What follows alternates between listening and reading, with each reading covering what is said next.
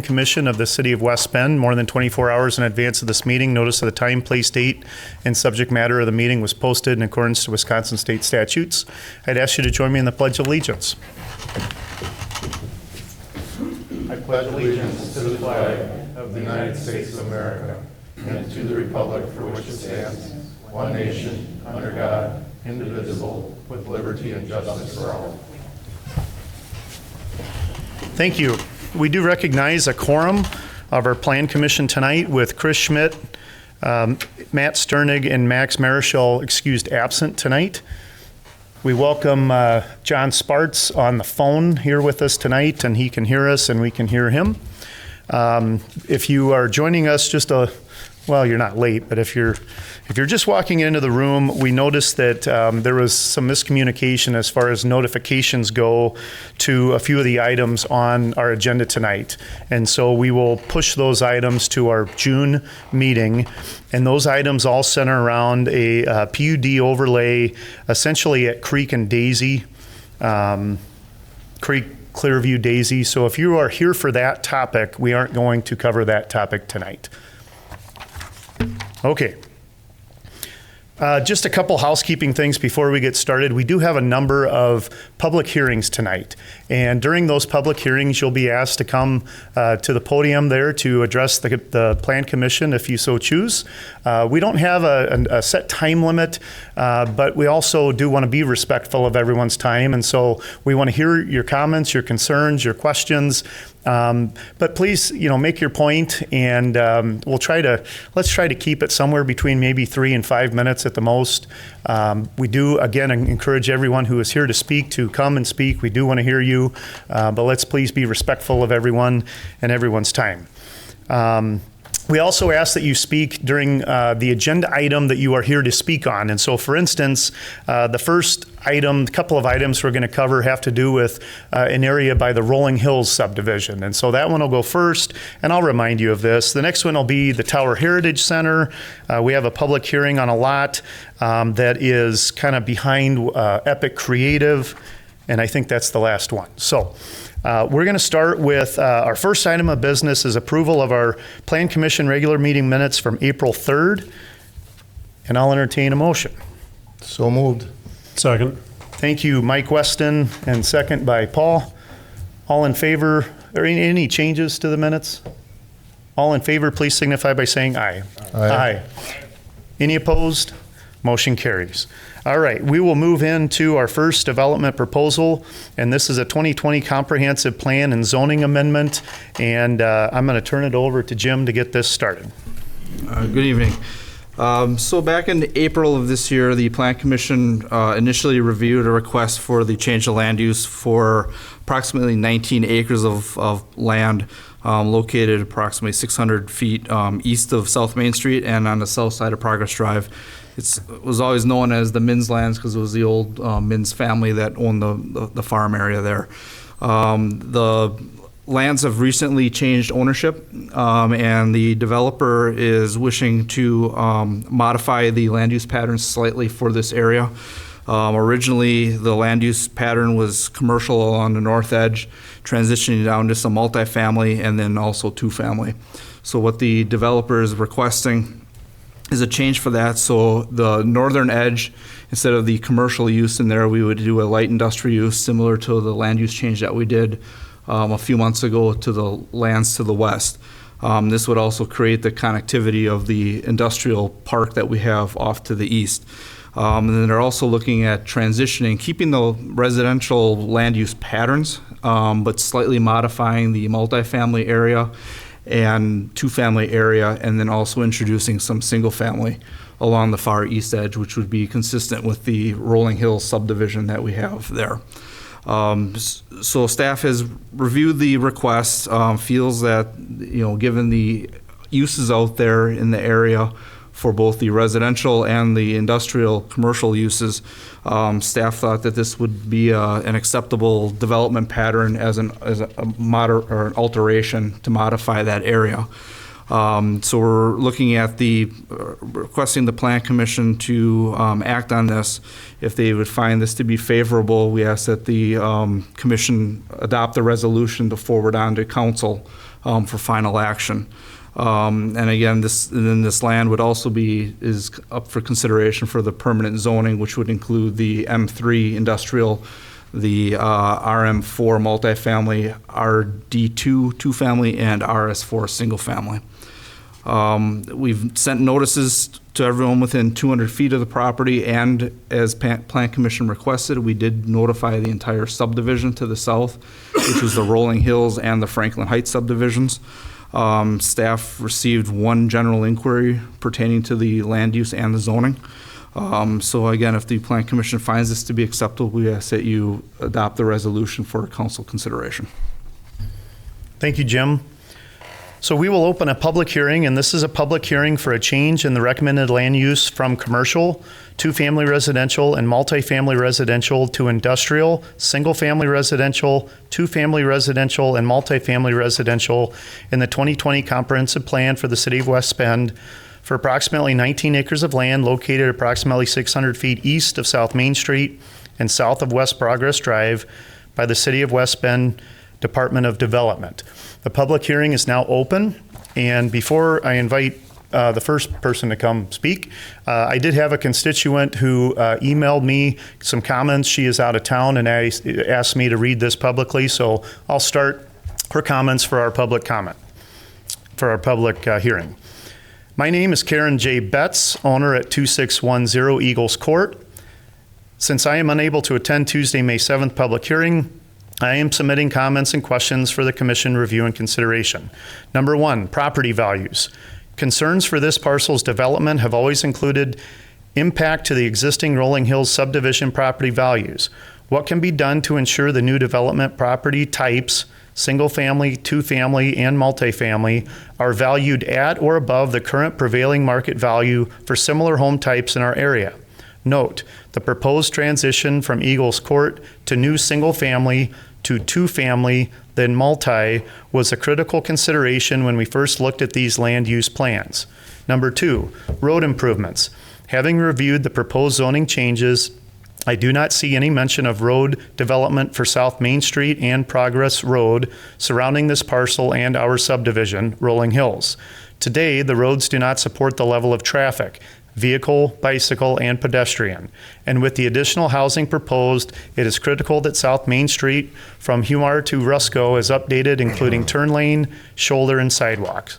Thank you for reviewing and sharing with the full Plan Commission. From Karen Betts.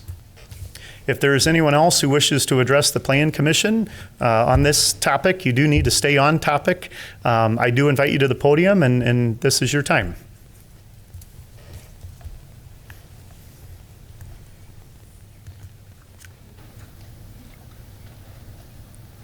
Hi there. Hi. My name's William Tahoka. I live on 2626 Eagles Court. And one question that I have, I'm off of the RS4 single family area. And right now that's like a farm field and it's on a raised berm. My question is, would there be any land modification to that elevation in this proposal? There probably will be for stormwater management requirements and for the lot requirements. To what extent, we don't know yet because we don't have any design plans for that. All that we really have is a conceptual sketch showing, locations and road pattern for the development. But as part of the actual subdivision creation, that will go through a platting process and also stormwater plan reviews and grading plan reviews and everything for that subdivision. Okay, because there is a substantial, change in elevation in our backyards.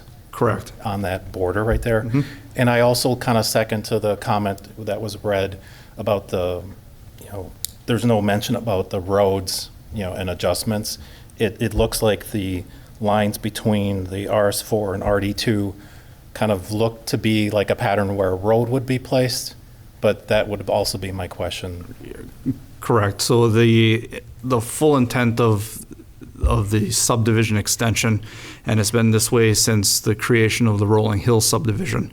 Was Kingfisher Drive was intended to extend to Progress Drive to make a connection for another entrance and exit out of the subdivision, and two, also to provide for looped-in contiguous utilities.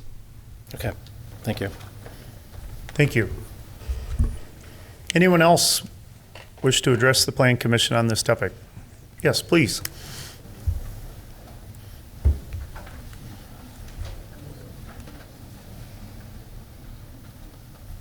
My name is Brian Klett. I live on Eagles Court, and my property borders the proposed RS4 area.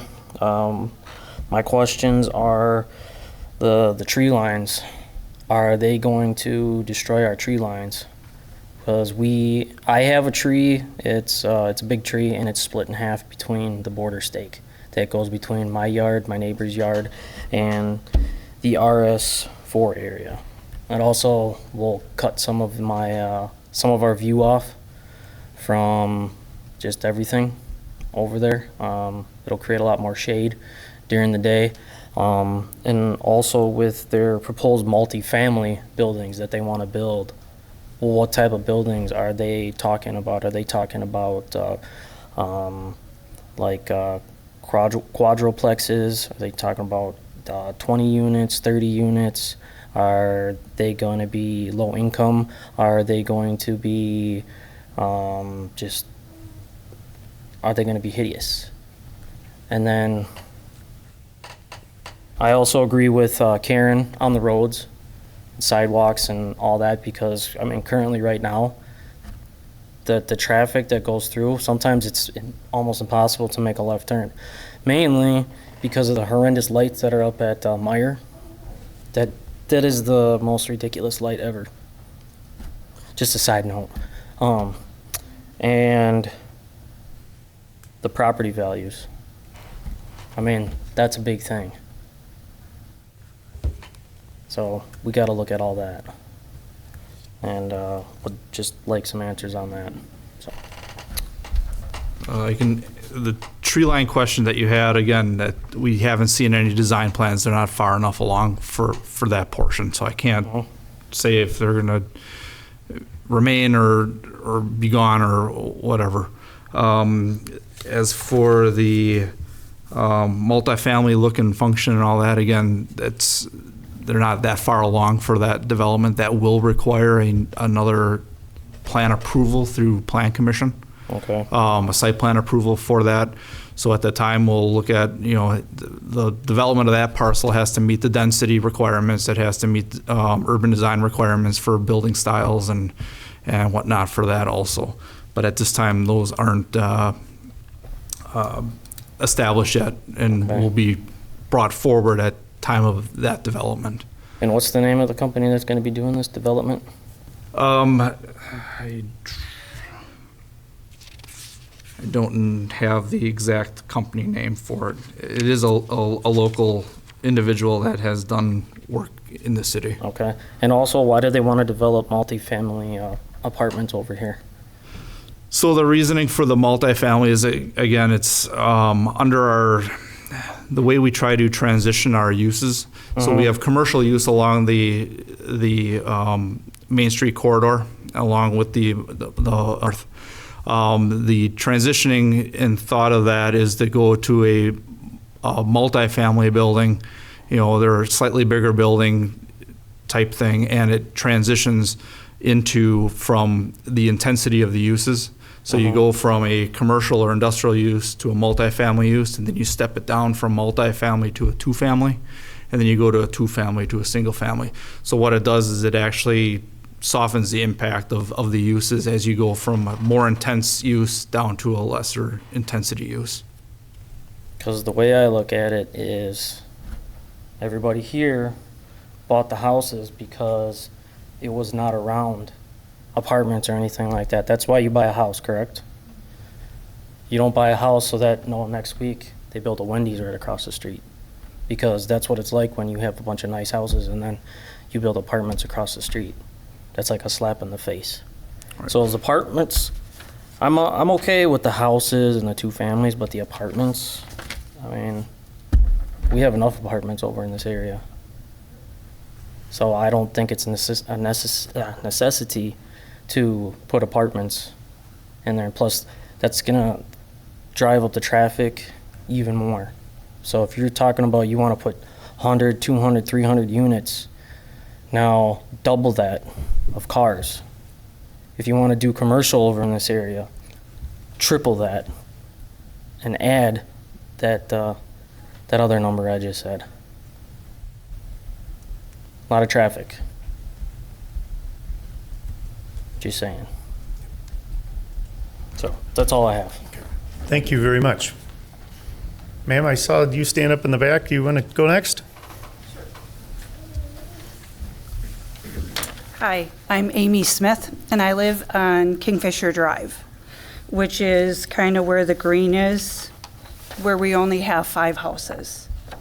There's no out to it. We have a lot of traffic that comes down and people turn around. If you do this, that's going to be a straight line shot.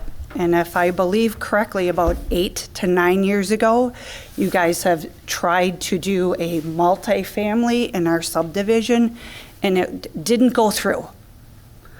So my question was, and it might have been answered to the gentleman before, is are we just zoning this just in case somebody wants to develop this? Or is there somebody that truly is wanting to spend the money and develop, make the 2-family, the 4-family, and the single, and the big apartments? Yeah, we do have, there is, this has recently changed ownership.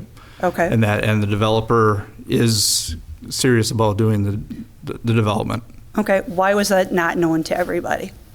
This is the first step in that. Correct. Okay. Yep. That's why we're doing the change for the land use, because the original land use pattern that we had for it still had the 2-family and the multifamily, and then the commercial. He has a more definite plan in mind with it. That's why he's requesting and transitioning the land for the 1-family, 2-family, and multifamily, and then transitioning with the industrial stuff to the north along Progress Drive. Correct, and if I remember correctly, which I could not be, but those roads were not going to be straight shots. They were going to have some sort of curve to them so that we wouldn't have speeding, all of the stuff that comes with apartments and just massive control of what's going to happen. Sure. The preliminary design that he has does have a slight, curve in the road to help, slow traffic. So it's not just a straight line shot from the end of Kingsfisher to the intersection by Sylvan Way. I can just only speak for my husband and myself. We're not happy about this. We bought this land 22 years ago, and it's already overgrown. Much less now you're going to put multifamilies in there. That's just it's not going to be good. Thank you. Thank you. Anyone else? Yep.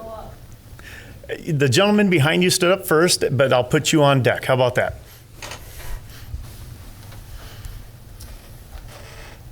Hi, thank you. My name's Jeff Grigg. I reside on Franklin Place, which is kind of near the cul-de-sac at the end of the subdivision in Rolling Hills. And you mentioning the transition in these proposed areas of development from multifamily to duplex to single family because of the industrial area that can be developed. Being on Franklin Place, we're right up against industrial. Why, if you're going to develop this area, why couldn't it all be single family with an additional road going through that would help eliminate all the traffic? Why couldn't that be something to consider? Sure. Again, the Rolling Hill subdivision was approved by previous councils and previous administrations. We did not, I should say, the planning department at the time that Rolling Hills was done did not recommend putting residential back there because of the industrial park. And over the course of the years, We've worked with the industrial park occupants there for the residents due to vibrations and noises and whatnot. So we would typically wouldn't have done just a single family subdivision in right up against an industrial park, and that was done against staff's recommendations for that. So we're trying to be, again, we've always been trying to be, I guess, cognizant of what the surrounding areas are. That's why we do the transitioning and do the step zoning to go from, again, from the intenser uses down to the residential uses. So that's why this whole area was proposed for the transitioning of the commercial industrial to a multifamily to a residential. Originally, the comprehensive plan had all two-family along the south edge and the east edge of that property.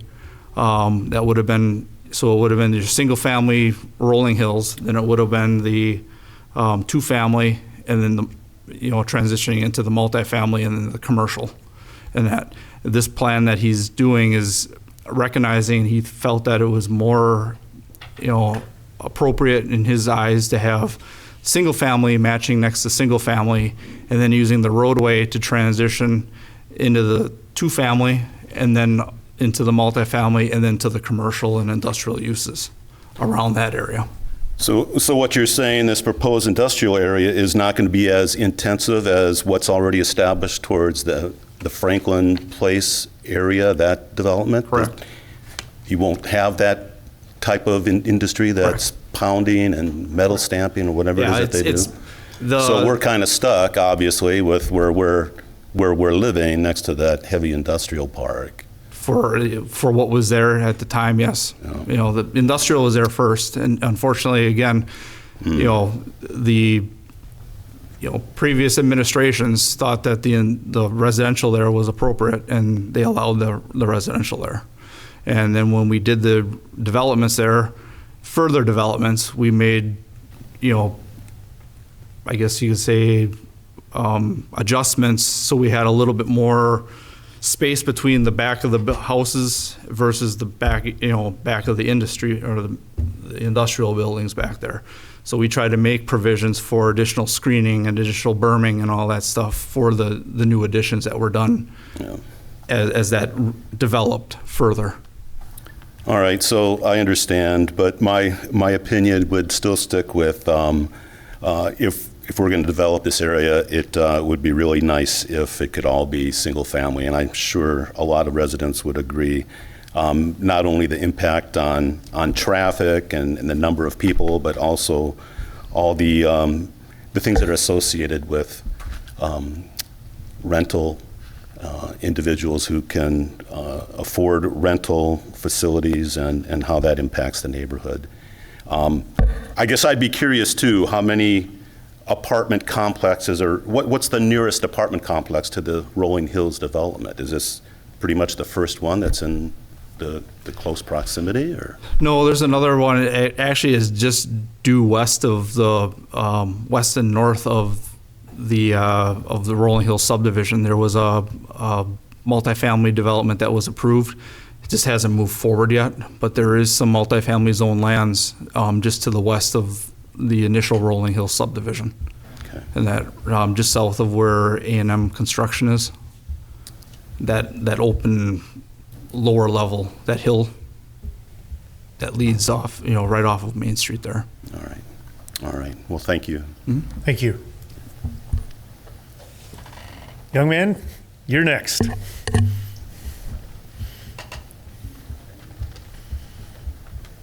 I just have a question. How come you guys are focusing more on like a different area of the neighborhood instead of improving ours? Because right now the roads in our neighborhood are very crappy. There's some potholes. It's very bumpy and stuff, and sorry, I'm nervous.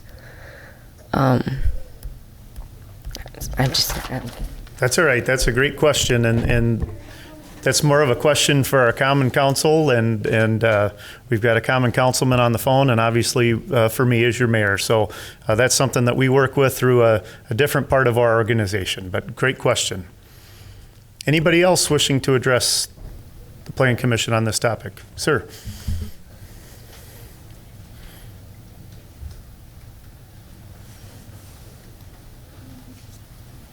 Hello, I'm Kevin Ketter. I'm on Heron Drive, and just really have maybe two statements. Just of how can you consciously make a decision without having a comprehensive design plan that you've even stated earlier you do not have of what's going in there? And then secondly, today, doing some searching for vacancies for apartments in the area of West Bend, you can come up with 176. Some of those have multiple units available. I think we have way too much multifamily apartments that are vacant that are looking to be rented, so you probably shouldn't be looking at making this multifamily area. Those are my two statements. Thank you. Thank you.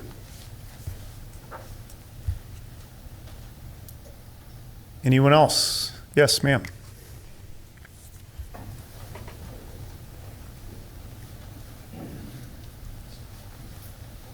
Hi, my name's Chris. I'm also on Kingfisher Drive. My concern is I'm on the opposite side of Amy, so I'm going to be looking right at this we don't know how many apartments we're talking about. None of that has been approved as of yet, correct? Correct. So I guess I'm going to be against all the apartments also. I think the best thing would be single family, and if you had to do double, maybe two family, but apartment is not what we were hoping to have in our neighborhood, right where we built our house. Thanks. Thank you. Anyone else? Yes.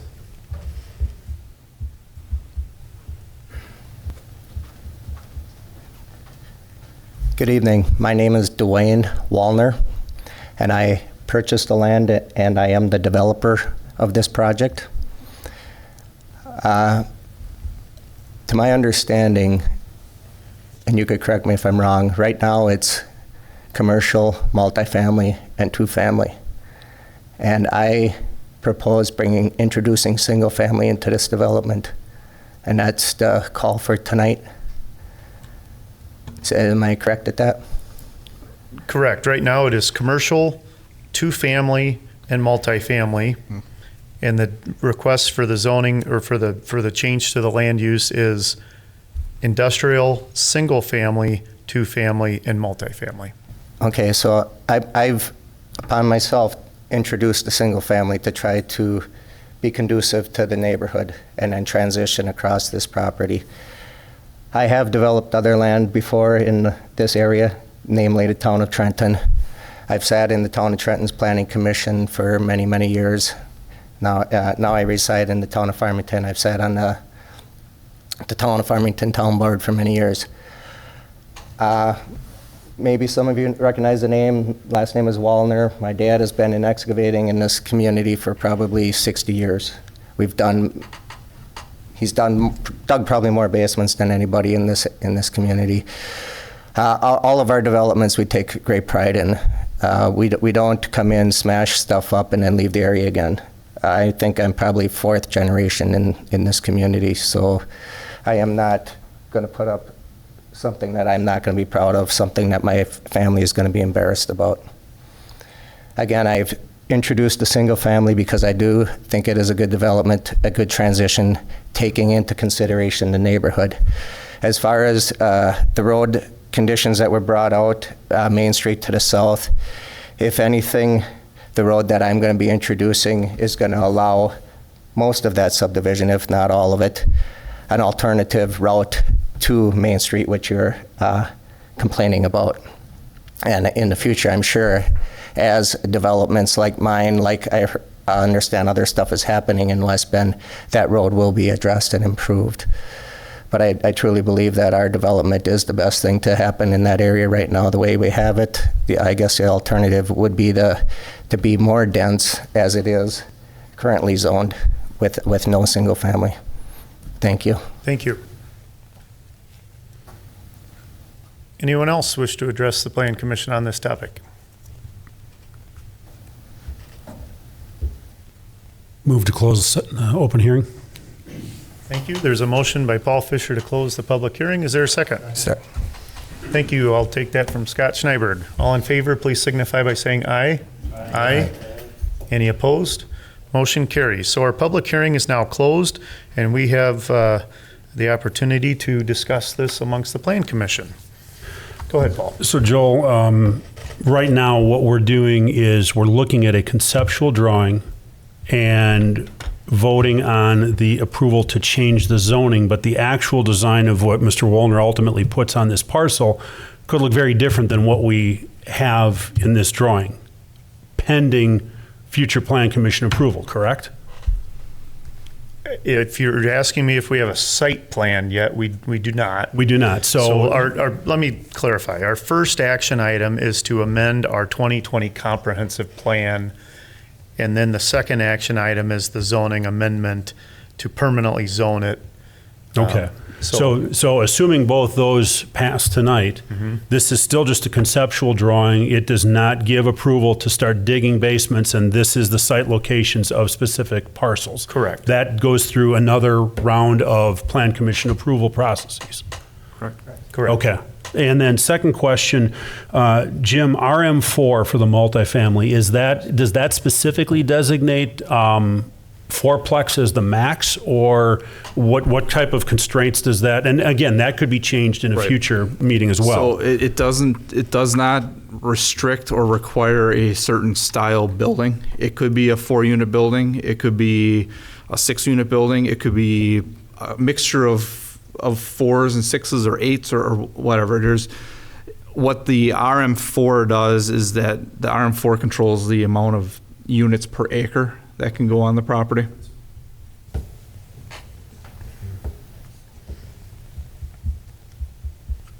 Any more comments?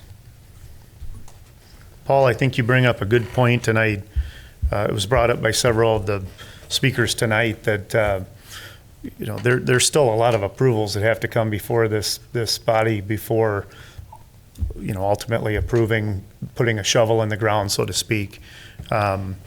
As Mr. Wollner pointed out, right now this is not zoned at all for single family, and so in my opinion, this change is very good to introduce the single family. And then, I know Wollner's a little bit, and I know that they work well with our city staff and hopefully try to work together to make sure that the site plans that do finally come before us are acceptable, especially to the residents who have built their homes and have lived there a long time. So, but that step is a ways away. So those are just my comments. Yeah, I'll further that Jeff and I were talking, and for anybody who's been paying attention over the last few meetings, I've raised a few concerns about the multifamily going up in town, and I'm pleasantly surprised to see some single family coming in. I wish there was a lot more single family going on in West Bend, but I'm appreciative of Mr. Wollner's attention to segueing smoothly from what exists today. My backyard is Cedar Ridge. 5 years ago, my backyard was in North Woods, and that is now condos because of what Cedar Ridge did, and I feel terrible about it, but I didn't own the property, I didn't control it, and it didn't need to come through Plan Commission because of previous approvals. And that's the nature of living on the edge of some of these developments, that stuff does happen, and it isn't always in your favor, but I'm appreciative of what Mr. Wollner's done here to make a more easy transition from one setting to the next. John? Yeah, my question on this too is at the site plan. I think I know the answer, but I'm going to ask the question is, this is the concept plan for the zoning, and you have to get something in here because it is temporary, which there is no zoning listed even. But when the site plan comes through, will there be any public notification on that so the neighbors do see it or are aware of what's going to happen with it, or get a look at it before it's approved? Does that make? I think the answer is no. There really isn't public notification, but we need to, or the public needs to kind of be aware of what's going on and that it's coming through. And if something happens, I don't know if the neighbors get notified about it or not. Yeah, no, John, you are correct. By statute, we're not required to notify neighbors for site plan approvals. It's typically just the zoning amendments, conditional uses, and land use changes that actually have the public notices for that. Site plan approvals just go straight directly to Plan Commission. Okay. And I suppose the public notification would be the public notification of our Plan Commission meetings and agenda items that are posted. And for those of you that don't know, we meet once a month. We meet the first Tuesday of every month. So our meetings are already scheduled from now until the end of the year. But that obviously a site plan would appear, typically the Friday before the Tuesday meeting, sometimes even sooner than that. And that would be the public notification. Very good. Very good. Thank you. Any more questions, discussion? If not, I will make a motion to approve the change in recommended land use from commercial, two-family residential, and multifamily residential to industrial, single-family residential, two-family residential, and multi-family residential in the 2020 comprehensive plan for the city of West Bend for approximately 19 acres of land located approximately 600 feet east of South Main and south of West Progress Drive. Is there a second? I would second that. Thank you, Scott. There's a motion and a second. Any final comments, questions, discussion? All in favor, please signify by saying aye. Aye. Any opposed? That motion carries. We now move on to the zoning amendment for the same 19 acres of land, and this is a request to permanently zone the 19 acres from temporary zoning to M3 Planned Business Park District, RS4 Single Family Residential, RD2 Two Family Residential, and RM4 Multifamily Residential. Jim, is there any more comments from the staff? No, again, this is just following the land use recommendations. So the dividing lines for each of the districts are representative of the zoning districts. Okay, we do have to, this does require a public hearing.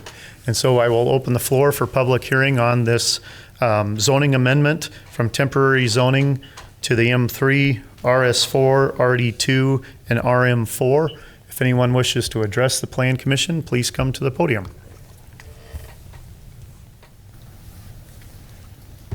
I will move to close the public hearing. Is there a second? Second. Thank you, Jeff. Motion and a second to close the public hearing. All those in favor, please signify by saying aye. Aye. Any opposed? Motion carries. We now need to vote on the zoning amendment. I will entertain a motion. So moved. Great. Thank you, Mike. Is there a second? Second. Thank you, Jeff. Motion and a second to permanently zone from temporary zoning to M3 RS4 RS2 M3 RS4 RD2 and RM4. There's a motion and a second. Any further comments, questions, discussion? All those in favor, please signify by saying aye. Aye. Any opposed? That motion carries. We'll now move on to a discussion and public hearing for a change in the recommended land use in the 2020 comprehensive plan for approximately 2.4 acres of land located at 320 and 340 South Fifth Avenue. Most people in town know that as the Tower Heritage Center. Jim. Thank you. So again, the Plan Commission initially reviewed the request for this change of land use. This is the change of land use from an institutional to commercial. The purpose of this is to recognize the change of use that happened for the, and change of ownership for the property. The museum was originally owned by the county and has since been turned over to a not-for-profit entity. They still own and operate the museum, but they also have the event space for this property. And so this land use for change and the zoning request is to help facilitate the use of that property for that more of a commercial use versus an or institutional use. Again, public notices were sent out to everyone within 200 feet. It was published in the paper and on the website. Staff didn't receive any inquiries regarding this. And then as a part of, if the land use does get approved, it's also asking for a rezoning from the I-1 institutional to the B2 central business district. This zoning would be consistent with the other commercial zoning within that area. And again, this would help to facilitate the actual use of that property as the museum and as a special event center. Great, thank you. And this item does need a public hearing, and so I will open the public hearing. And this is for the change in the recommended land use from institutional to commercial for the property known as the Tower Heritage Center. If anybody wishes to address the Plan Commission, please approach the podium. Yes, sir. Yes, my name is Brett Barnett, and I live at 932 Hillcrest Street here in West Bend, and I'm co-chair of the trustees of the Fifth Avenue United Methodist Church, which is right across the street from where the zoning is. And I'm here to just more or less ask some questions. And one is there intent to have a liquor license in that business? So one of the reasons for some of the changes to help facilitate that, there are some changes in the regulations, in the legislation for licensed premises and whatnot. So they would be requesting eventually a license for the event space when they do have them on occasion. And so that would help facilitate the use of that special event venue that they have. Currently they have special events that are like wedding receptions and that. And if it's for that purpose only, I am not too concerned. But I do not wish to see a tavern right across the street. Sure. And that's part of my concern. If there's gonna be a bar in there of some sort, then I would like to make my objections known. Again, I'm not here to judge or anything like that, and I don't care if somebody celebrates a wedding and they have beer and whatever. That's not what I'm here for. I'm here to see what all the real intents and purposes of this is. Yeah. For what we've been told, it was for the intent of the special event purposes. But does that, once the license is issued? So we're not issuing a. You're not issuing a license. We're not issuing a liquor license. We're changing the land use from institutional to commercial, but that doesn't prevent them from applying for a liquor license down the road. And getting it, and so, all right. I thank you. Yep, thank you. But again, sir, I want you to know from what we know, they have no intent of opening a 6-day-a-week tavern. And I don't think they probably do either, but I have to ask. Yep, I appreciate, yep. And he could bring his concerns to the liquor licensing board if that ever happened, right? Correct. And John, go ahead. Yeah, I'm involved with the History Center, or the Tower Heritage Center, and I've been aware of what's going on here, which I will have to abstain on this vote just for future. But yeah, the intent is to the event space and be able to have a viable event space, and probably down the road there probably will be something with a liquor license, but there is no intention to do a bar or anything like that. I don't know if Steve's in the audience. I can't tell right now. So. Thank you, sir. Anybody else wishing to address on this topic? If not, I will vote to close the public hearing. Second? Second by Paul. All in favor of closing the public hearing, please signify by saying aye. Aye. Aye. Any opposed? Motion carries. We now need to vote on the change in the land use at the property at 320 and 340 South Fifth Avenue from industrial to commercial. Is there a motion? I make a motion to do so. Thank you, Scott. Second. Thank you, Mike. There's a motion on the floor. Any comments, questions, discussion? All in, Yeah, I have to abstain on this, so okay, I don't know if you want to do a roll call vote. sure, we'll do a roll call vote. Jeff? Approve. Paul? Yes. Scott? Yes. Mike? Yes. And I'm a yes. John? Abstain. John abstains. Motion carries. We do still have a quorum to process that vote, so that approves. Thank you. We'll now move on to the zoning of the same property at 320, 340, the Tower Heritage Center, and this is to rezone from I-1 institutional and public service to B2 central business district. I will make a motion to approve. Is there a second? Second. Thank you, Jeff. Motion and a second. Any comments, I'll questions? abstain again. I have to abstain again on this. Okay. We'll do another roll call vote. Paul? Yeah. Aye. Jeff? Yes. I'm an aye, yes. Yes. Yes. And John Abstain. abstains. That motion carries 5 with 1 abstention. Thank you. Thank you. We'll now move on to a public hearing and as possible zoning amendment for approximately 0.11 acres of land located between 335 and 349 South 7th Avenue from I-1 institutional and public service to RD2 two-family residential. And this is the lot that people refer to behind Epic Creative. Jim? Thank you. So we have a zoning request to change that land use, or I should say zoning. The land use for this area is actually mixed use, so it's a combination of commercial, residential uses in this area. So it's a true mixed use land use.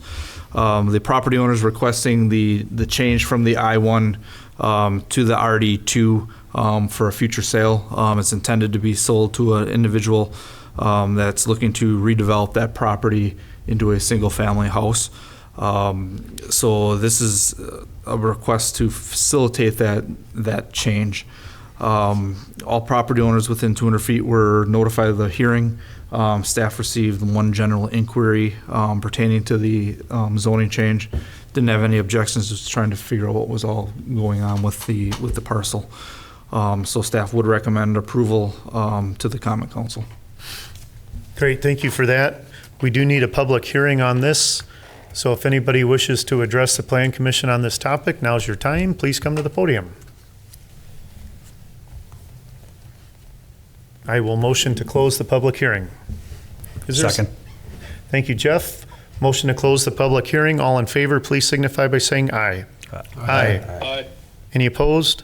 That motion carries. And now we will entertain a motion on the rezoning. Again, this is 0.11 acres of land located between 335 and 349 South 7th Avenue from I-1 institutional and public service to RD2 two-family residential. Is there a motion? I'll make a motion. Thank you, John. I will second that motion. Any comments, questions? Yes, Mike. Jim, doesn't RD2, isn't there a requirement that it's got to be 0.16 or something like that, or 1.8? Yeah, the acreage, Yeah. you're talking about the lot Yeah. size? Yeah, so this is a legal non-conforming lot. This was platted way back. Oh, so it's got early. grandfathered So in it's there. grandfathered in. We have a subdivision clause and a zoning clause in regards to these legal non-conforming lots. Okay. It meets the minimum frontage of 40 feet, and it meets the requirement for acreage or square footage for a single family. So the developer that's going to be purchasing this property will be coming back to Plan Commission for a conditional use permit to allow a single family on this lot. The way our code is written is that when they're substandard with the 40 foot frontage and the minimum square footage, that they are allowed to put a single family house on there. So, and the code does have provisions for providing conditional use for architectural control for a single family house in a 2-family district. Okay. Thank you. Any more questions? There's a motion and a second. All in favor, please signify by saying aye. Aye. Aye. Any opposed? Aye. Thank you. That motion carries. If you were joining us late, our next 3 agenda items we are going to push to our next meeting. Again, these are it's a PUD plan unit development overlay at Creek, Daisy. What's the other street I'm trying to think of? Clearview. We had an issue with notifying within the area there, so we will push those 3 items to our next meeting. So we will move on to a site plan 21-013. It's a site plan reapplication for an industrial building located at 108 West Decorah Road for Herriges Landscaping, and it's my understanding this was approved in the past but expired. Correct. So the reason why we're back at Plan Commission is Plan Commission conditionally approved the site plan back in June of 21 for the 2,400 square foot building. The time has expired. Our code requires permits to be pulled or activity started on the site for construction within 18 months of the site plan approval. It has passed that. The stormwater plan has also passed time for that approval. Overall, the site plan remains the same as what was originally proposed. We did have a couple of questions that we had depending on the type of use for the screened area, or I should say the area that's fenced in. If the developer wanted to use that area as for storage, we'd have to have a different fence type and solid screening for their storage area on the north side of the building. They have adequate parking being provided for the site. Again, I mentioned about stormwater. They have to just do a resubmittal for a reapproval just to affirm that their approval is still valid for the stormwater concerns. The Plan Commission has also, at that time, provided a couple of site exceptions. One of them was an urban design exception for open space. It didn't meet the minimum requirements for open space, but the exception was made because they actually increased open space for that property from what it previously was. The other exception that was granted was the building material and the colors. So the commission granted an exception for the black building material, and then also the reduced amount of brick or block that's being proposed along the south and wrapping around that west side of the building. So the commission also granted that exception. Staff would still recommend approval with the conditions that we had listed, and would just require them to follow up on the conditions before issuing permits. Okay. Is there a motion on this one? I will make a motion. Thank you, Mike. I will second your motion. So the motion to approve the site plan reapplication, again at 108 West Decorah Road. Is there any comments, questions, discussion? Do we know when they're going to start developing? This summer? Yeah, they're looking at getting reapprovals and everything and starting this year. Okay, good. Any other comments, questions? If not, there's a motion and a second on the floor. All in favor, please signify by saying aye. Aye. Any opposed? Motion carries. Our next 2 items are extraterritorial certified survey maps. And this one, the first one is to create one residential lot located at 1523 Wallace Lake Road. And the applicant is Marilyn Rober, and the agent is Julie Konen. Thank you. So this certified survey map is approximately a mile north of our corporate limits. The purpose of the CSM is basically to create 2 lots. One is to separate the farmstead and then also create a new residential lot for construction. The land division is outside of the city's sewer service area, but is still within our planning area. So we have review over that. The two resulting lot sizes are a little over 2 3/4 acre and 78 1/4 acre. Adequate right-of-way is provided for both Wallace Lake and Oak Road, and additional 17-foot right-of-way reservation is reserved for both of those roads, also consistent with our official map. Staff would recommend approval of the CSM. Thank you, Jim. Is there a motion? Move to approve. Thank you, Mike. Thank you, Paul. There's a motion and a second to approve. Any comments, questions, discussion? All those in favor, please signify by saying aye. Aye. Aye. Any opposed? That motion carries. Our last item tonight is another extraterritorial certified survey map to create one lot for the existing commercial storage facility at 4246 State Highway 33, and the applicant is West Bend Sand and Stone. So this CSM, the CSM is adjacent right to the city's western limits. Again, the purpose, as noted, was to create a lot for the existing cold storage facilities next to the gravel pit. The land division is not within the city's sewer service area, but is still within our planning area. The resulting lot is going to be approximately 5 acres. Has adjacent right-of-way to 33 and also access to Meadowlark Street, which is our city street. The only odd provision that we might have here is we're requesting the developer to check, or his surveyor to check with the DOT to see if there's going to be a need for an access restriction due to the state trunk highway designation of 33. Staff would recommend approval of that CSM.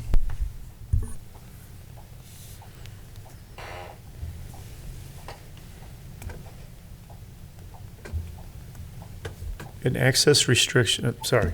Is there a motion on the, I'll move to approve. I'll second it. Okay, thank you, Scott. There's a motion and a second on the floor. Let me go back to the access restriction to State Highway 33. Can you explain that a little bit more to him? Yeah, so the state of Wisconsin, DOT has some jurisdiction over the Washington Street. And a lot of the times they prohibit direct access to their state trunk highways. And that we just wanted to verify that that the DOT wasn't requiring that kind of a restriction to be placed on it. If they are, then we just ask that it be noted on the CSM. If it's not and DOT is fine with it, then there's no change for that. Okay. Sure. Thanks for being here. Come on up. Sure. Those driveways, Dave Johnson, representing West Bend Sand and Stone. Highway 33 was, resurfaced back in 2013. The right-of-way accesses were realigned with other businesses across the road. So I don't know that I feel the need to go through DOT. I would rather not take that step.